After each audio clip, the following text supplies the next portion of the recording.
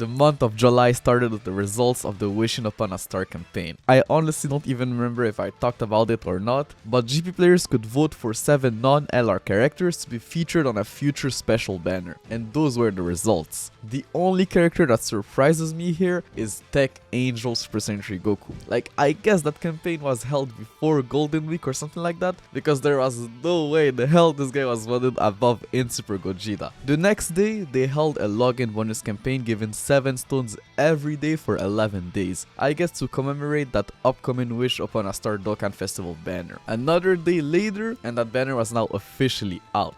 And yeah, that banner was crazy. Like, this was the best banner the game had seen yet, and by far. It featured the Super Saiyan 4s and Tech Angel Super Saiyan Goku, who were arguably some of the best Neo Gods leaders. Angel Super Vegito, who was still an insane unit, like that guy could tank any normal in the game, and Strength Gogeta, who was definitely not as great anymore, but still a decent damage dealer who was super effective against all types. Arguably one of the best mechanics to have on a mono-type team. So yeah, that banner was phenomenal. Way too good to be true. And now that I think about it, this was just a substitute for the Tanabata celebration. A celebration that didn't exist yet, but was clearly a thing, because don't forget that the previous year, at the same exact date, they released Angel Super Vegito and Physical Broly, who were both featured on the same banner, and that banner was also phenomenal at the time. So yeah, in their mind, that time frame was clearly reserved for something special. It just didn't have a name yet. The following day, to the surprise of no one, that banner got top grossing. They didn't give out stones,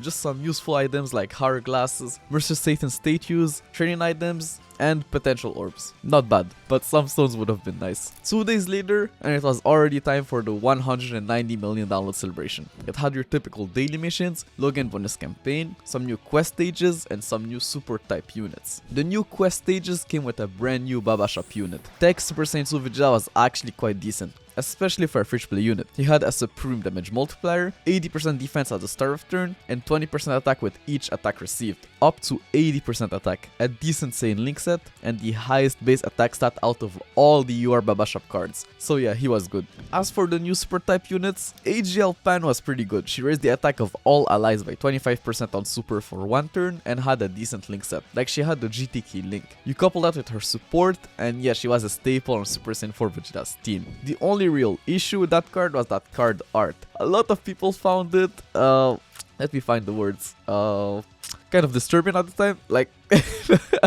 questionable at the very least, but if you know anything about Japan and their culture, yeah, they were probably right to think that. AGL Middle Rildo was also very good. He greatly raised his attack by 50% on super and had a not so bad link set. Like, he could hold his own on Super 17's team, whom he shared 2 key links with. So yeah, that guy was not bad. Also, just like the other monotype support banners, that banner had an unfeatured LR in the pool, LR Imagine Vegeta. So if you wanted to pull him, this was probably the best chance you had. Talking about LRs, the next day they brought back Broly's Legendary Summon banner, which I guess was fair. Like, Broly was by far the most valuable LR at the time, simply because of how much easier he made the World Tournament. So I'm glad they actually brought him back that early. The next week, and we got the announcement for one of the greatest ideas in Dokkan history: categories. It was said in the announcement that this new mechanic would add categories to some characters, and that some events would give you higher drop chance if you brought characters of that specific category. The example they used here is the Pepigal category, increasing the drop chance of Turtle Shell in the Master Roshi training event. They also said that leader skills that would strengthen characters belonging to a specific category were planned to appear. So people already knew that the new meta was right around the corner. At the same time, we had a countdown login bonus campaign for the 200 million download celebration. Like, bro, at the time they were trying download celebrations like it was nothing. Just that year alone, we had like 10 download celebrations, bro. It's crazy. Anyways, 4 days later, and it was already time for the update 3.6.0, the update that introduced the categories into the game. At the time, there were also 2 categories in game: the Pepical category, increasing the drop rate of the Master Roshi Turtle Shell event, like I said earlier, and the World Tournament category, increasing the drop rates of the Hercule Zenia event. They also released a new Universe 6 banner. It had 1 guaranteed SSR per multi-summon and introduced 2 new units, Kale and Caulifla. Angel's Percent 2 Caulifla was actually really good. She almost had the exact same leader skill as Tech, Mask Saiyan, she just gave 2k instead of 3. She raised her defense by 30% on Super for 1 turn, had an unconditional 70% attack at the start of turn, a high chance of dodging attacks, and a medium chance of countering dodge enemy super attacks. Literally the same mechanic as the Super Saiyan 4s. So yeah, she was like a mix of Mask Saiyan and AGL Super Saiyan 4 Vegeta. So a very decent unit. And this was as an SSR, so people were already speculating that her TOR was going to be crazy. Physical Kale on the other hand was not quite as good as Caulifla. She had an immense damage multiplier, which was insane for an SSR, coupled with a 100% start of turn attack buff, and an additional attack that had a high chance of becoming a super attack, so she could dish out a lot of damage. But obviously to balance things out, she lost 30% defense with each super within the same turn. Those two girls also came with some new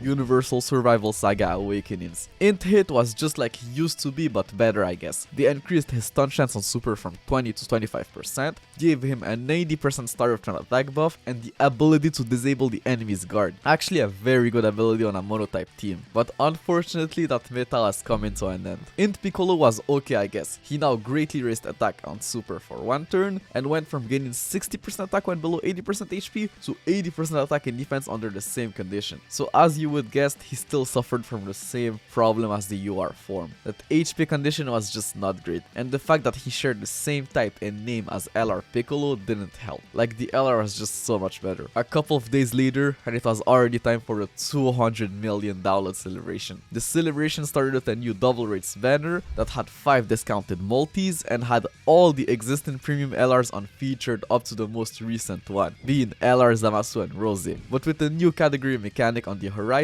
it was clear that this was just a huge bait and not worth your stones. They also mentioned the download tickets in the news, so just like the previous years, player would get 1 ticket for every 5 stones they spent between October 18, 2016 and July 21st, 2017. At the time we were given tickets directly instead of memorial stones for those who didn't know. We also got a new fully farmable free-to-play unit and the awakening of the first year anniversary Spirit Bomb Goku, aka Big Ass Hope Goku. Tech Bulma was actually very good for a free-to-play unit. She recovered 7,777 HP per Rainbow Key Spheres obtained and had a great chance of reducing damage received by 50%. So she was a very good tank and utility unit. People didn't really see it at the time and quickly jumped to the conclusion that she sucked at the time since she did no damage, but as soon as defense became important, that girl just became one of the most valuable free-to-play units in the game. Ageless Percent Goku was just a trophy card, but a good one nonetheless. He raised all allies attack by 20% for 1 turn and gained 10% attack and defense per key spheres obtained. Like, he wasn't anything crazy or anything worth putting your orbs into, but a cool card nonetheless. The month ended with the announcement of the first ever versus campaign between GP Dokkan and the rest of the world. It was said that the winners would get pink shirt Vegeta, while the losers would get a Yamcha card.